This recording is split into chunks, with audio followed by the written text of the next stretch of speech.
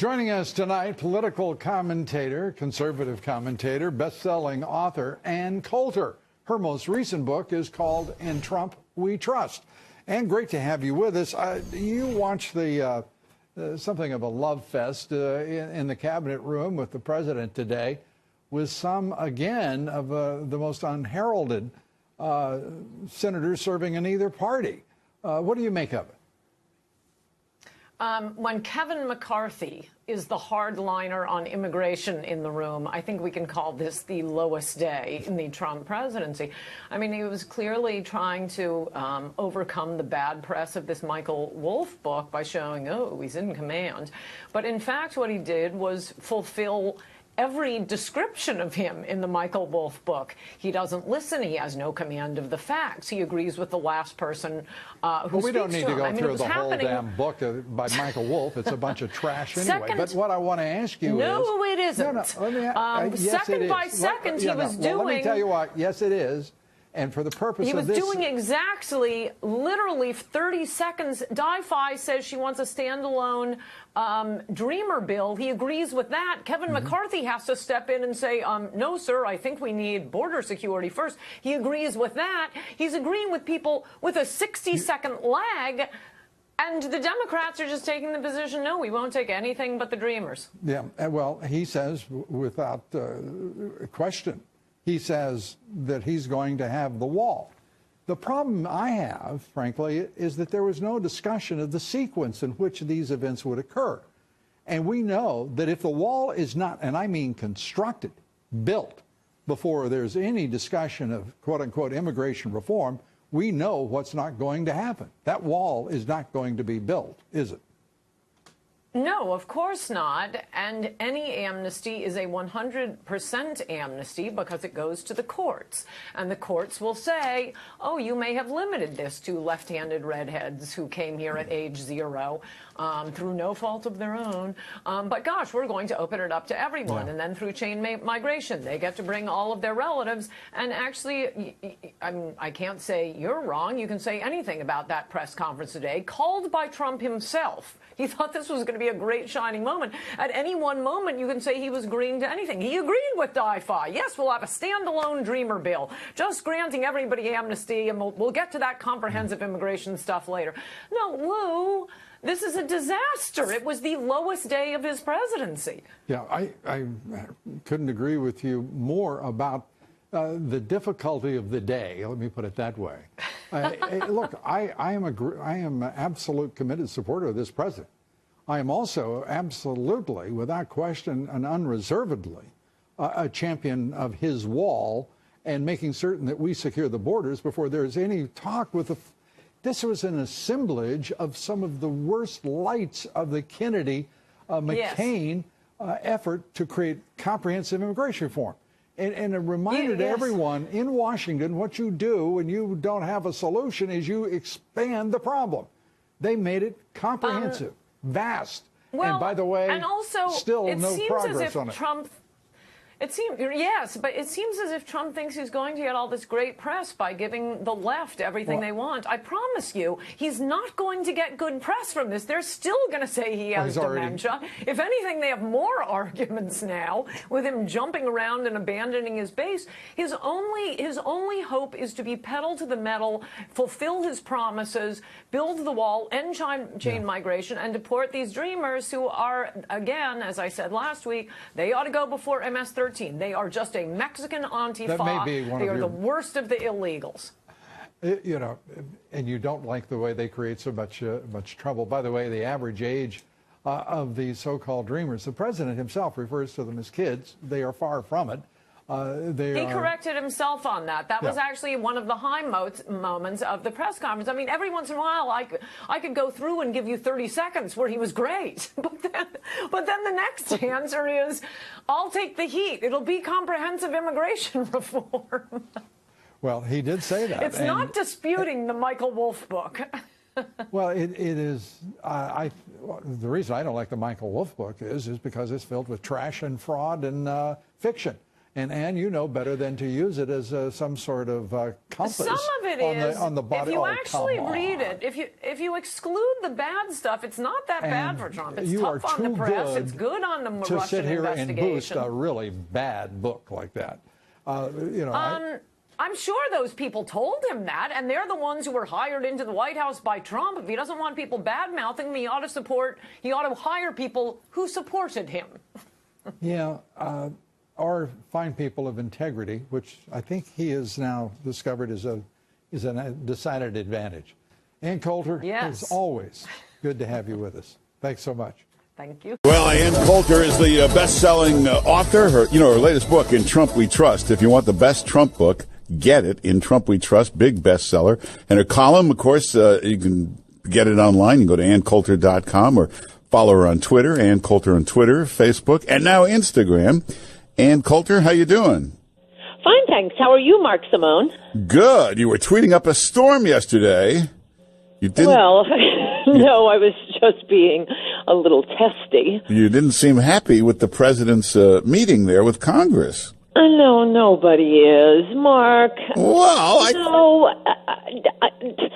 he's a negotiator. It was stupid, but this was bad having ban and leave, mostly because there's no one in the White House who actually supported Trump and supported his agenda. I mean, that Wolf book, I totally believe, for one thing, it's actually not bad against Trump if you've read it. He goes after the media, calls them self-righteous, don't understand Trump, makes fun of the media, makes fun of the Russian investigation. In many ways, Trump comes across very well in the Wolf book. Contra his interviews, he's sort of been pigeonholed into being, the pussy hat-wearing head of the resistance movement. If you actually read the book, it's pretty interesting, and you can discount the false things. But these were all things that people said to him. If you don't want people talking trash about you from your White House, why don't you hire people who supported you? Where is Pat Goodell? Where is Mickey Kaus? Where is Corey Lewandowski? Where is Chris Christie? Oh, I remember Chris Christie prosecuted Jared's father, so he can't get a job even though he was the first prominent Republican to support Trump. And you also end up with idiotic press conferences like that yesterday with Ivanka saying, "Oh, Daddy, show them your best side." And he sells out his base, says the first thing he wants to do is DACA. We need dreamers right away. He accomplishes nothing he wanted to accomplish personally. He looked utterly out of it. He doesn't understand what people are saying to him. Yeah, he said a few good things. You could chop it up and find some really great things. I loved when he said, so somebody pointed out, arrests at the border are down. And he said totally correctly, that's because of me and my rhetoric. Once I'm gone, they go right back up again. Brilliant point. That's why we need a wall. He was the one who raised when he or somebody else talked about the Dreamers as being kids. He said, come on, they're not kids. We're talking about people in their 40s. Great point. Fantastic. And then Di-Fi says, how about a standalone Dreamer bill? He's totally for it. Wait a minute, though.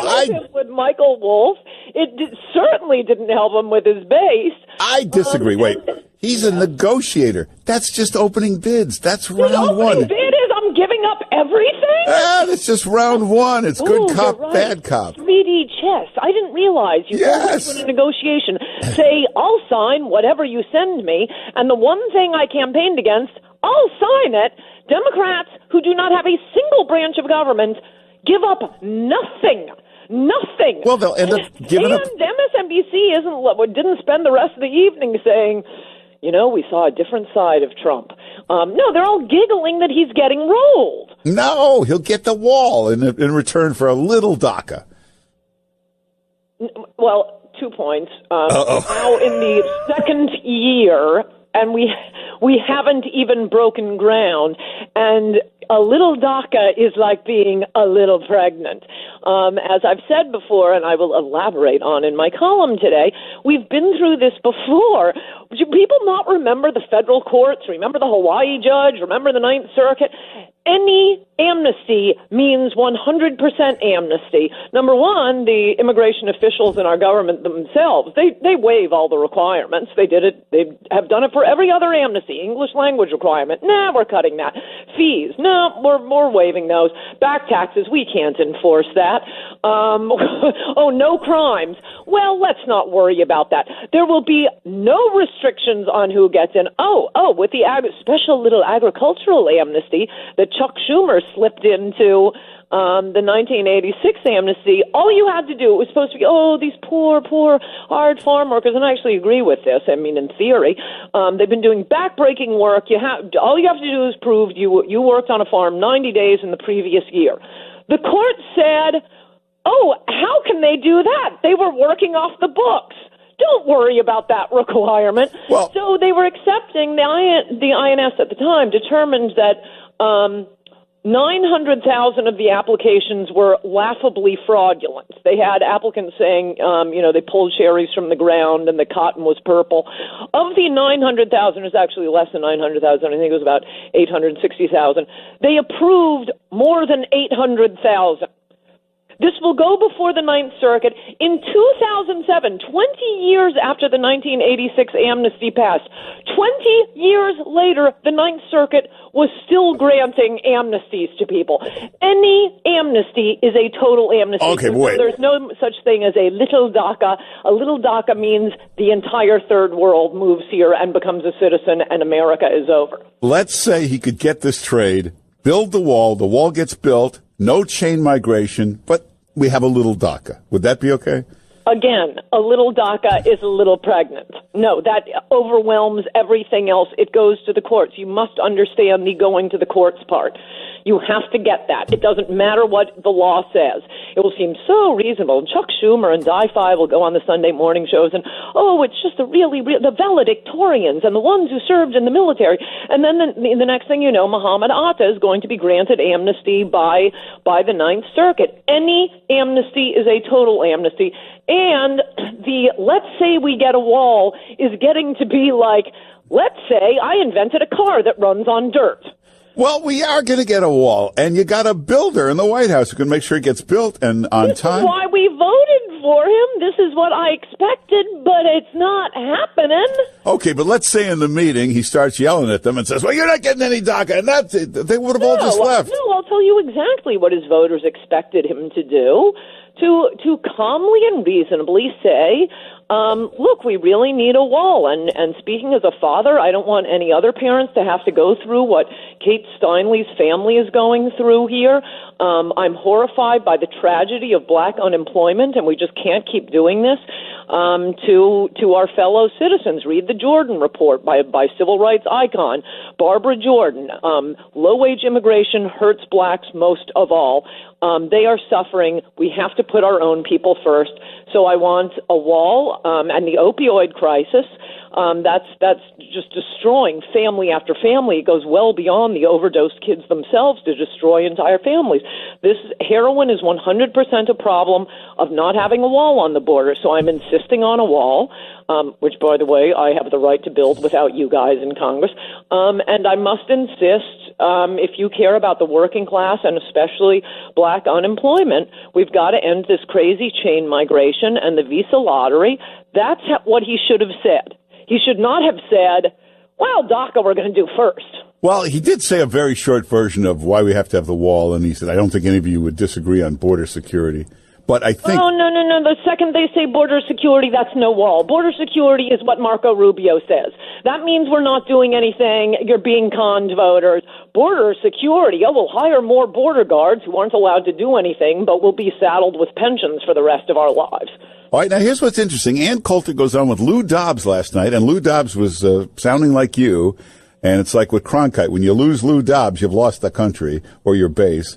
So, President Trump watches that show every night, and then after that, he started tweeting out stuff a little more, along the lines of what you wanted, and he's just announced he's going to have a press conference today at 3:20 this afternoon. Who is? President Trump.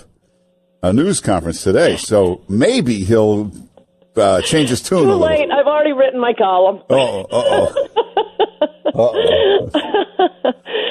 Well, okay, I'll give him treats when he does good things, but no, he gets a swat with a newspaper when he does bad things, and that was bad yesterday. Bad with a capital B. All right, no, but that's good because when he sees you or Lou Dobbs complaining, he takes that very seriously. So you may have moved him a little. You may have moved the needle on this a little. Incidentally, Lou always, you're right, he's like you. He's a ferocious Trump defender. And whenever I criticize the Emperor God, Lou always jumps down my throat. So when they emailed me after the press conference yesterday and said, can you come on tonight? I emailed the producer back saying, okay, but tell Lou I'm not happy. Well, he wasn't happy he wasn't either. No, and the president watches that show, and I think that helped move the needle a little. So we'll see today, this press conference at 3:20, what kind of difference it will make. I think it would just make his life so much easier. I agree with him. He needs a Roy Cohn.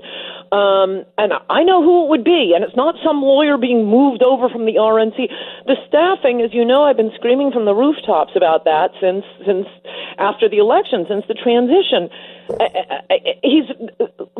Look, his Achilles heel is this wanting to be liked by New York swells and the establishment types and Goldman Sachs. That is killing him.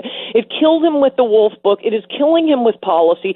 They're, again, Mickey Kaus, Pat Caddell, they are brilliant. They are Harvard graduates. They agree with him on all the important stuff. Caddell was hired as a pollster when he was an undergrad at Harvard.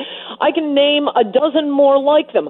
Those are the people he needs, not half of Goldman Sachs. No, all right. I hate to bring this up, Ann Coulter. Mm-hmm. Hey, we better brace yourself here, everybody. What about him going to DACA? I'm going to Davos. He's going to Davos, Switzerland. I gotta say, I don't really care about anything else. If I think it's a little bit silly, and yes, but who cares? Look, he can still do that. Just hire the right people for his White House. And as you know, Mark Simone, if I'm your friend, you will have no more ferocious defender. I don't care if he starts selling Ivanka merchandise from the Oval Office. I just want a wall.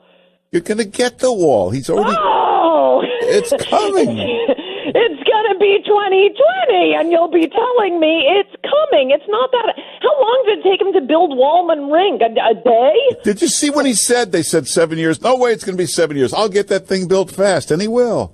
No, I will admit there were flashes of fabulosity in that press conference, and you could go through, as I said to Lou last night, I could go through and put together a 30-second tape that would make Trump look like the man we elected. But then 30 seconds later, he'd take it back and be agreeing with DIFI that we want a standalone amnesty bill. This is negotiating. It's not negotiating to walk in and give up everything while the Democrats, again, no branch of government, nope, we're not budging.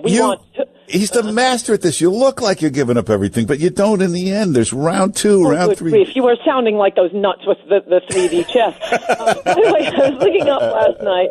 I know we're getting to the end. Are we getting to the end? But one really interesting thing, I may put this in an upcoming column, although it's really fun to read through it. I was on Nexus for a few hours last night. Oh, that sounds like fun, yeah.